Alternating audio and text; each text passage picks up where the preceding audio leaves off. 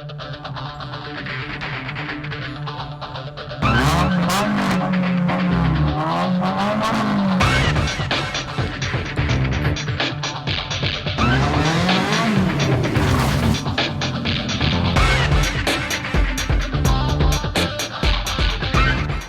šitais meditaciniais rutuliais aš draugauju 20 metų turbūt ir visiškai netyčia aš juos gavau dovanų iš kažko tai ir atsinešiau turbūt į pirmą ir antrą žurnalistų ralį ir kai jį laimėjau, toksai bičiulis ukrainietis Aljoša Močianovas sako, человек железными яйцами. Jis buvo labai juokinga ir jo man nuo to kažkaip tapo ralio simboliu ir aš iš tikrųjų juos įsitraukiu turbūt tik kartą per metus, ten kai važiuoju ir visiems būna smagu ir gerai ir man iš tiesų padeda šiek tiek.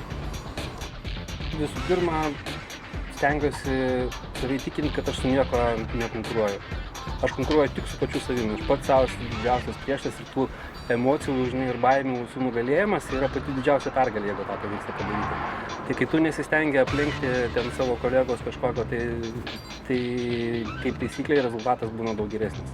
Tai kai taip racionalizuoji viską, supranti, kad tai yra žaidimas, kai tai yra proga tiesiog išmokti geriau važiuoti, patirti kažkokių tai gerų emocijų, tai tu jas ir patir. Aš manau, kad visiems žurnalistams verta sudalyvauti tokiame renginyje, nes iš tiesų tai labai panašu į mažo biudžeto olimpinio žaidimą. Vienas dalykas, tai yra žiauriai gera atmosfera, nes visi iki negalėjimo draugiškai ir pataria ir perspėja, ir vieni kitus moko, ir vieni iš kitų mokosi ir aš nežinau kito būdo išmokti geriau važiuoti, kaip tai mokantis važiuoti. Tai yra puikia proga, tau yra sudaromos sąlygos legaliai važiuoti greitai, patikrinti save tokiose situacijose, kai automobilis slysta, kai jį sudėtinga suvaldyti iš tiesų ir tos situacijos pakankamai dažnos kasdienėme eisme, tai netgi su eismo saugumu galima susieti. Dar galbūt ką reikėtų pastebėti apie tos emocinės pusiausvyros paieškas, tai reikia pasirūpinti, kad per varžybas būtų kuo mažiau dirgiklių.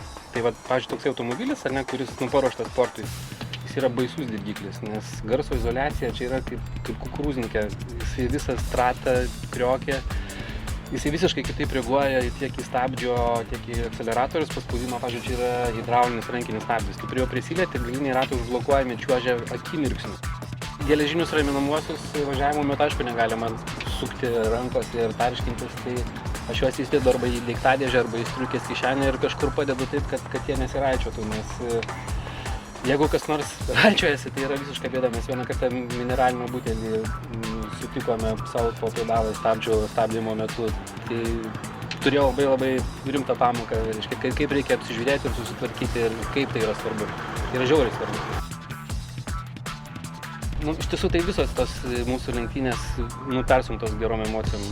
Net tada, kai sugenda iš tikrųjų kažkas, tai yra irgi man porą kartų nutikę, kur turblys subirėjo, vieną kartą variklis subirėjo, tai 2 kartus esu nepasiekęs finišo.